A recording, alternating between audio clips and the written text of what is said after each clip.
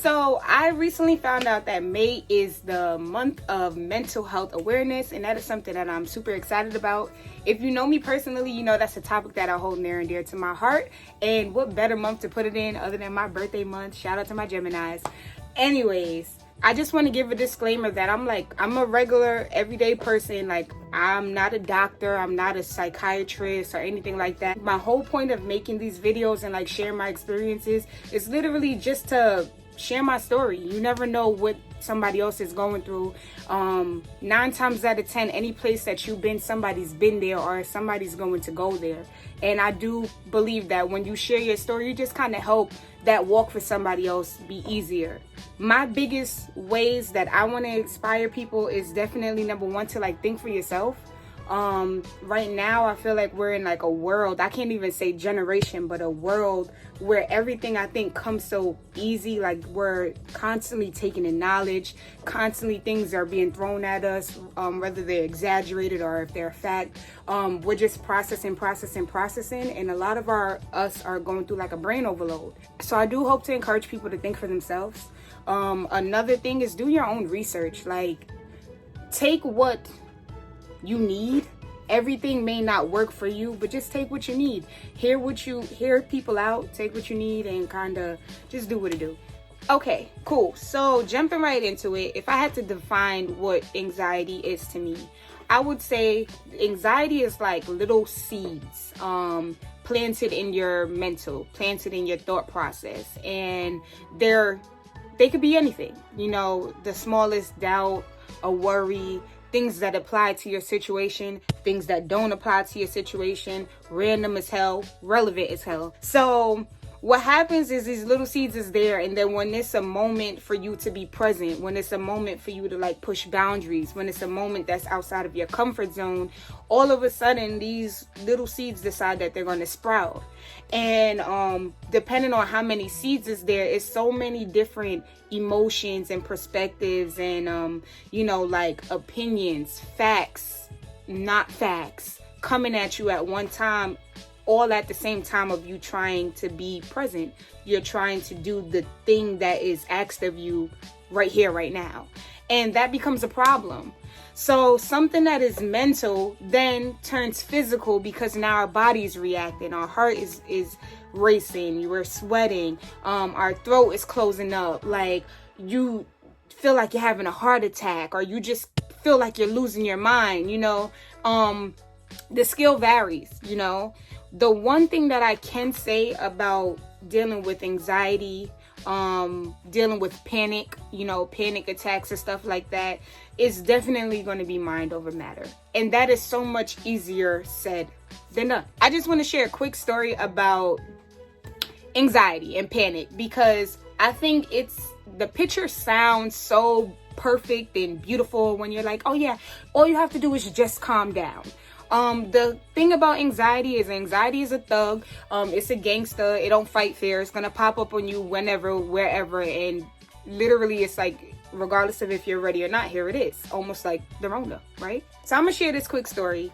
Ever since this pandemic has happened, anybody that knows me personally, I'm just like, I just want to do what I can do that's in my control. If I could be safe, if I could be cleaner, which I feel like half the stuff they're telling us to do, you should have been doing this already, but whatever. Whatever I could do to kind of keep myself and my family safe, I'm going to do it. I knew for a fact that I just was not going to do it on the negative. I'm not going to do that. I'm not going to watch the news and all types of things that have fear pumped into me. Like, I'm just not going to do that, right? So there was this one morning, right? No, let me take it back. I was in the house forever or whatever, and I went down a block to visit another group of friends that I know was safely quarantining and everything, but it's just the fact that I haven't been over there so long under these new circumstances. Little seeds of doubt did come into my mind. So now I'm sitting here thinking 3 million miles ahead of like, what if there was an ant that farted and now they have corona, but they don't know? What if they're carriers and, they are really sick, but they don't look sick, and then I get sick? Like, I'm thinking all this stupidness when, all honesty, I just needed to be present in the moment of getting outside and getting fresh air and doing something else other than what I've been doing for like the last month, right? So that happened when everything was good. After a while, when I'm like, all right, I'm ready to go, love you guys, peace out, gone, right? Nighttime comes. Now, I feel like on a regular day, I like to keep like a bottle of water or something by my bedside. This night, I forgot to do that. On a regular day, it probably would have been nothing to like get up and just go get the water, right? Let me tell y'all what happened. So I don't have that. My brother plays like a radio all night long sometimes, and the radio happened to be on.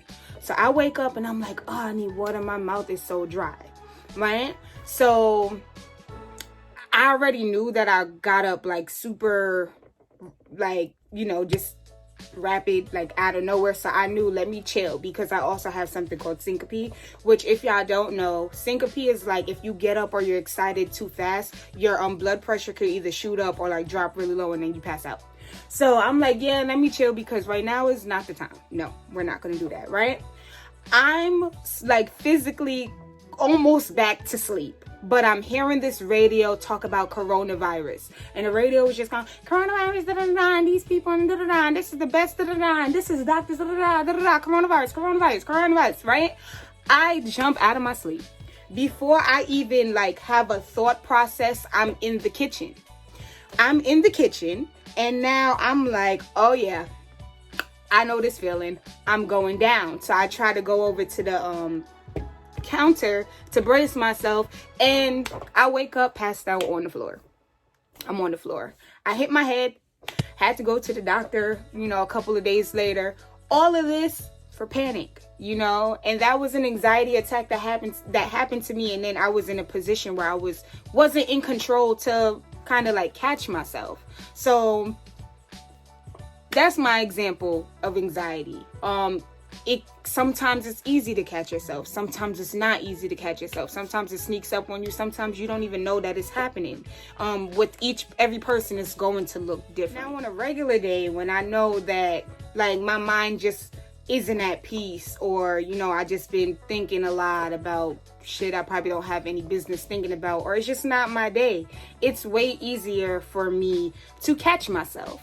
It's way easier for me to be like, you know what, I can separate myself from this thought, because this thought does not serve me in any positive way, or maybe it's something that's completely out of my control. Which brings me into my next topic of the how, right? So we all have friends or like relatives or whoever that every time we're going through something, they're like, just don't think about it. Just switch your mind to something else. Be happy. Like, how do you just be happy? You know, what does that even look like? What does that even mean? First of all, how do you even know if you're negative? Like, what does that mean, right? This is what works for me. The first steps in my growth was definitely reflection. Just being transparent with yourself. Just being real with yourself. Like, you're detoxing. And, excuse me, a part of being real with yourself is like separating. Literally make a list. You know, these are my not so great qualities about myself. These are the things that are in my power that I can change. These are things that I know for a fact that I don't like, you know, and that I want to do better on. And then on this side, this is the person that I want to become. You know, this is the person that I want to be known as. This is what makes me feel good. This is what makes me feel liberated. Yes, so definitely filtering out, recognizing who I'm talking to, recognizing who I'm aligning myself with. That was one of my hows. I had to spend some quality time with myself, and I had to own my quality time with myself, you know, as in like if I'm reading a book and then my friend calls me, if I haven't reached my goal, like I said I was going to read 3 chapters today, I'm not answering the phone. Or you could be like, hey, you answer, hey, everything's good, cool, this is what I'm doing, let me hit you in a minute, because I need a minute to finish this. So those were things that I felt like over time it helped to build me to become that person that I wanted to be. Once again, those processes are not easy, because it's even me using that example, sometimes it doesn't go that perfect, because sometimes you do have that, now you're having an inner battle with yourself. One part of you wants to feel bad or judge you because you usually answer that phone call and now you're not. And the other part of you kind of probably doubts like, hey, is this even effective? Is this even really doing something for me? So these things are not easy. You know, they're small and they're minor, but they're definitely not easy. And I think that's one thing that is overlooked with mental health as well. What's the word? It's no balance. Why did I struggle with that word? But there's no balance. Like literally on one side of mental health, it's like, oh, this is stupid. It doesn't work. It's extreme. It's not necessary. All I need is myself. I'ma thug it out. I'ma just wear my scars and, you know, do what it do and whatever. You just gonna live your life passing you by. I guess you're just here for a good time, not the long time or whatever. And then on the other side, it's like overly happy. It's like it's so fluffed up with bullshit, to be honest, that it almost makes an average person feel like it's not achievable. You know, I run with lions and I'm a millionaire in like 1 hour. I made $1 million because I changed my mind and I changed my life forever. What happened to us average people every day that still are gonna come in contact with some of these things? What happens to us that our life doesn't just change in the blink of an eye? How do we get through it? And then what expectations are realistic so that we can continue to grow? Yeah, that's a good point. Whilst we're on that topic still of the how, realistic ideas about mental health or realistic ideas about your own mental goals, that is going to really help you to stay consistent. And when I say realistic, it's like, I don't believe that anxiety fully goes away. I don't believe that depression fully goes away. I believe that you learn new habits and enough habits that over time, because you're focused on the bigger picture over here, these things become very minor to you because we're human. It's part of emotion. Turn it around to use it for motivation, right? Sometimes like I'm chilling, I'm having a good day, there's nothing to worry about, and then I just kind of feel anxious. You know, it's not a like panic attack anxious, but it's like a restless type of anxious. And what I learned is to channel that into, is there something that I could be doing better with my time? You know, I started learning my own patterns where I seen like I'll get anxious if I'm on like the 8th episode of like a Netflix series that I've been binge watching and I really didn't do anything for me. And that goes into my point of taking a break, right? And how to take a proper break or what it really means to take a break. So I'm about to hit y'all with another story. So yesterday was a beautiful day. It was one of those days that you kind of just want to curl up, watch movies, and I literally told myself, I'm not doing nothing today. Like I'm not, unless I gotta get up to like use the bathroom or something, I'm not doing it, right? This is where I messed up. Because it's okay to do absolutely nothing. But I think the biggest factor is being aware of where your mind is when you're doing nothing. I totally neglected myself yesterday. I neglected so many, like everything. Everything was, I don't even know. All I know is from the moment that I woke up yesterday to about like 9 p.m., right? I can't tell you where I was mentally. I really got upset with myself because the whole day passed in nothing. Like nothing. I'm like, this is not like me. Nothing. Not a eureka moment. There was no inspiration, nothing. And then I had to like really get into my own ass like, yo, there's not much to do, but there's much to do. And this is a no-no. I literally wrote this down the other day. I was like, this is a bad habit that I have to break, right? I said, you are physically laying down in what cripples you and expecting to get up feeling replenished, right?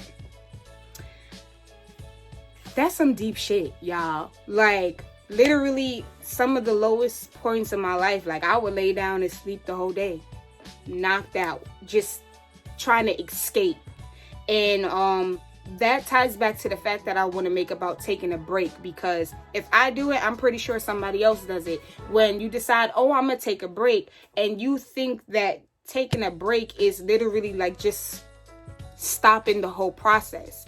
When you take a break, that doesn't mean completely breaking away from the process. Like, you can take a break and you can enjoy your downtime, but you never stop a healthy thought process. When you're taking a break, you just have to really be careful with where you allow your mind to go, because ultimately this is your life. And we can't stop being us. You know, we may have our moments where we experience different emotions and stuff like that, but when it comes to your core values, that has to be automatic. So when you're growing and you're changing, because there's some toxic behaviors in there, those toxic behaviors come out automatically, and we're trying to rewire and shift that.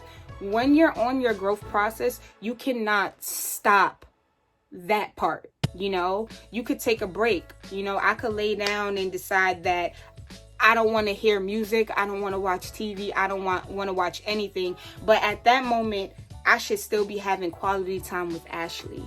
You know, I try to think of things like, hey, like, how do you feel today?